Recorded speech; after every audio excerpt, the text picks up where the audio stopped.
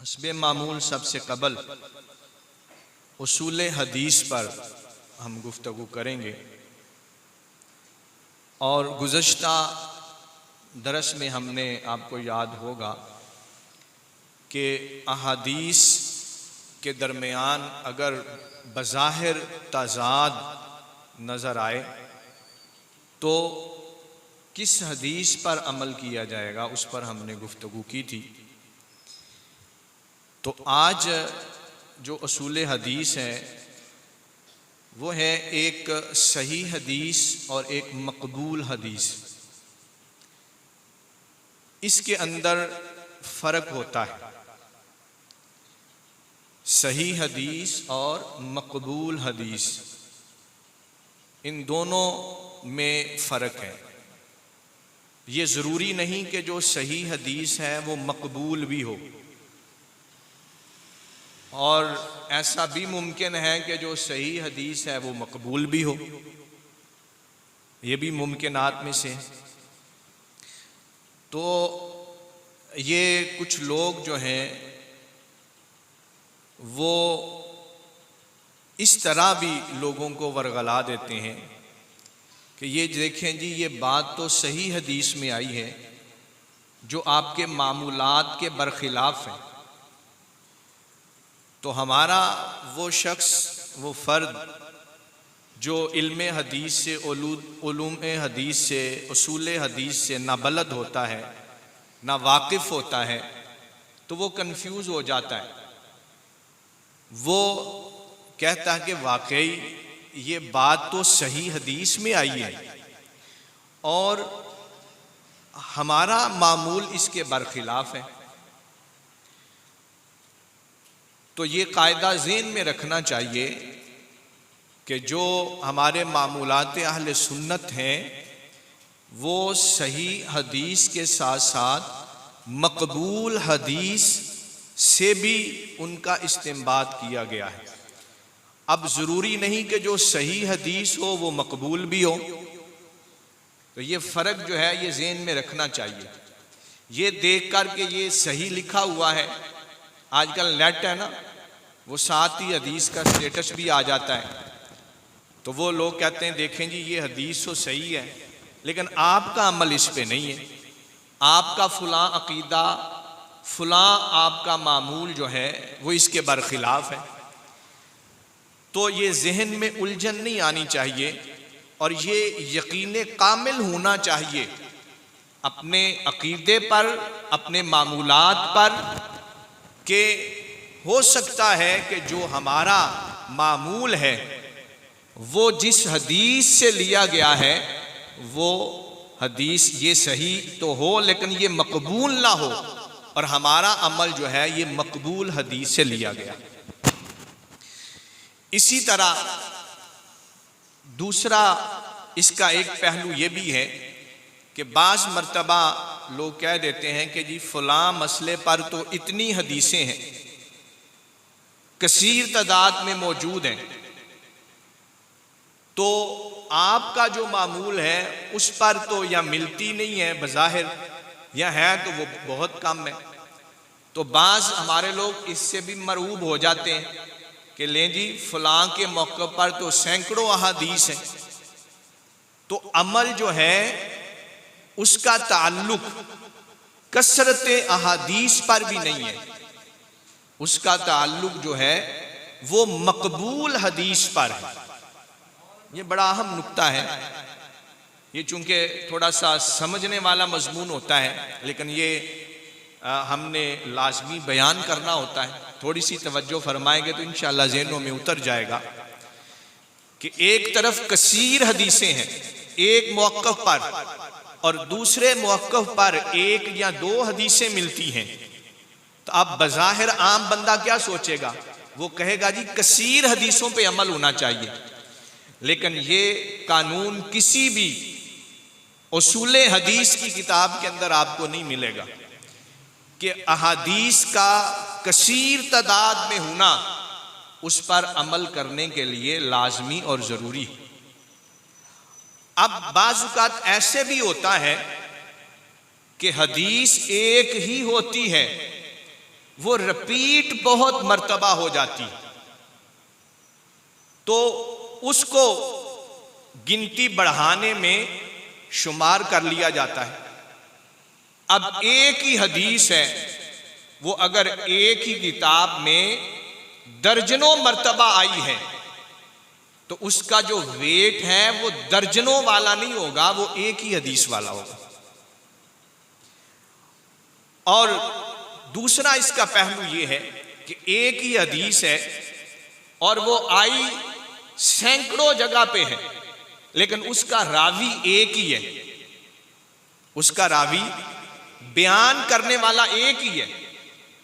तो अब एक बयान करने वाला है, अब वो एक हदीस सैकड़ों जगह पे आई तो वो सैकड़ों हदीसें नहीं बन जाएंगी, वो हदीस कितनी रहेगी, वो एक ही रहेगी।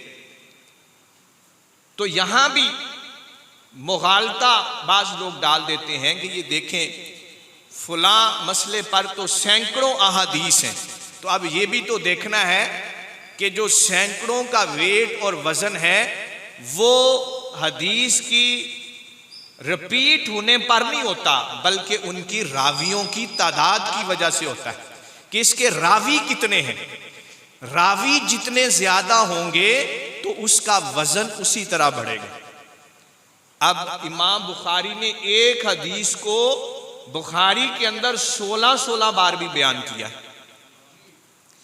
तो अब हदीस तो वो कितनी है, एक ही। अगर कोई बंदा के देखें ये 16 हदीसें हैं, तो वो 16 हदीसें नहीं है, वो हदीस एक ही है। तो इसी तरह ये एक मसला है रफुल यदैन का।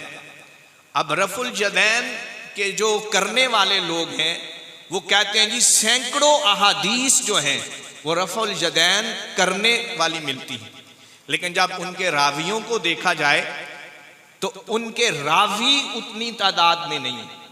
मसलन कसीर तादाद में हजरत अब्दुल्ला इब्ने उमर से ही ये अहादीस मरवी। तो इसलिए ये ज़हन में रखें कि हदीस का जो वजन है वो सनद के एतबार से बनेगा, वो तादाद के एतबार से। बड़ी अहम बात है। मसलन मैं मजीद आपके ज़हनों के करीब कर देता हूं बात कि एक बात है, एक हदीस है, उसको एक रावी ने बयान किया। हजरत अब्दुल्ला इब्ने उमर का ही लगा लें कि हजरत अब्दुल्ला इब्ने उमर ने एक हदीस बयान की। इमाम बुखारी ने अपनी बुखारी में उसको 50 मरतबा बयान किया। इमाम मुस्लिम ने वही हदीस जो अब्दुल्ला इब्ने उमर की है वो 40 जगह पे बयान की। तिरमिज़ी ने वही हदीस जो है वो 30 जगह पे बयान की।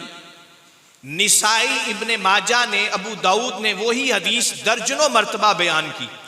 तो अब ये 100-200 की तादाद जो बन गई, तो ये असल में इसका वजन जो है वो 100-200 के बराबर नहीं होगा, वो एक ही के बराबर होगा। बात माशाल्लाह समझ चुके हैं आप।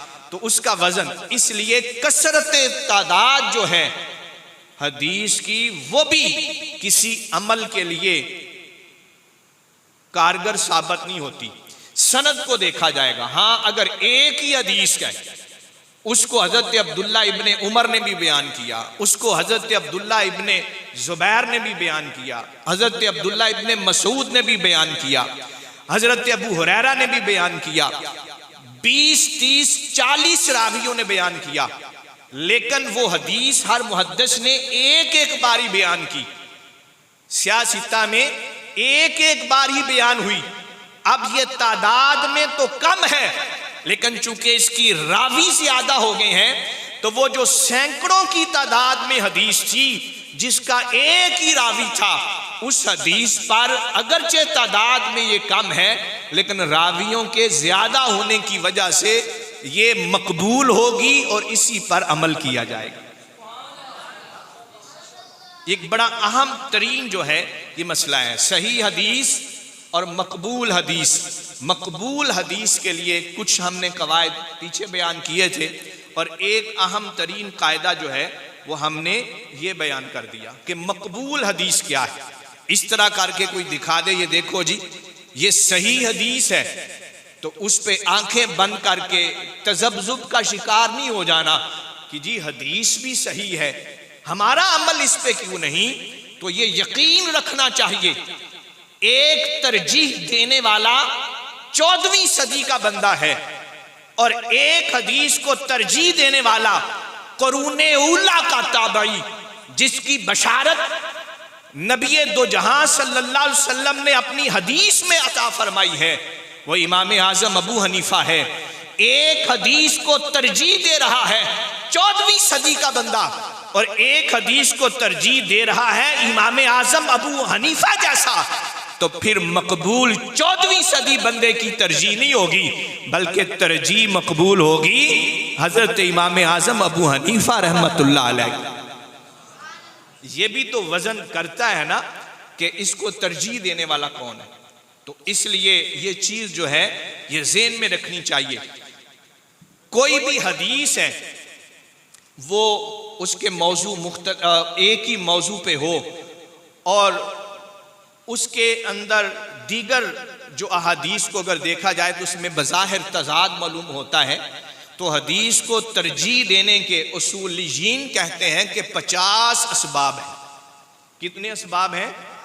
यानी 50 वजहें हैं जिन वजहों से दो मुखालफ मफहूम हदीसों में से एक हदीस को तरजीह दी जाती है। 50 वजहें हैं।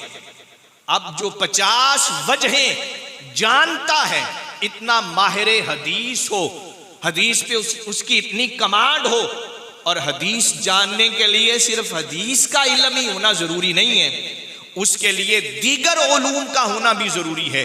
तो फिर ऐसा माहिर बंदा हो और वो हदीस को तरजीह देगा तो उसकी तरजीह को कबूल भी किया जाएगा और उसी की तरजीह वाली हदीस पर अमल भी किया जाएगा। तो इसलिए आज मुख्तलिफ फितने निकलते हैं, तो उन फितनों से हमें अलर्ट रहना चाहिए और अपने आप को दीन के साथ और उलमा के साथ जोड़ के रखना चाहिए, ताकि हमारे जो नज़रियात हैं, हमारे जो मामूलात हैं, उनसे हम कहीं दाएं बाएं ना हो जाएं। अल्हम्दुलिल्लाह जो हमारे मामूलात, हमारे अकायद और नज़रियात हैं, उनकी बुनियाद अल्लाह का कुरान है और नबी पाक का फरमान।